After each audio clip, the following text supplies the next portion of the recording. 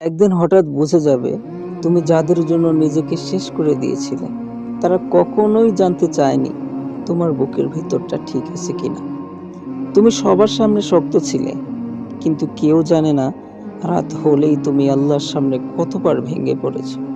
কেউ দেখেনি তোমার নীরব চোখের পানি, কারণ তুমি কাউকে কাঁদতে দেখাতে চাওনি। সবচেয়ে কষ্টের জায়গাটা জানো, যে মানুষটার কাছে তুমি একসময় সব কথা বলতে পারতে, আজ তার নামটা মনে এলেই বুকের ভিতরটা হু হু করে ওঠে। তুমি কাউকে দোষ দাও না, কারণ তুমি জানো সবাই বোঝার যোগ্য হয় না।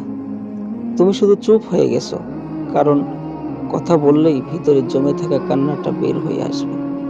কিছু মানুষ হারিয়ে গেলে কষ্ট হয় না, কিন্তু কিছু মানুষ মনের ভিতরে থেকে গিয়েও প্রতিদিন মেরে ফেলে। তুমি আর কারো কাছে কিছু চাও না, শুধু রাতে সেজদায় মাথা রেখে বলো, হে আল্লাহ, আর না, আর না, আমি খুব ক্লান্ত। আল্লাহ দেখছেন এই নীরব যুদ্ধটা তুমি একা একা লড়ছো। এই চোখের পানির বদলা তিনি দুনিয়ায় না দিলে আখিরাতে ঠিকই দিবেন, ইনশাআল্লাহ।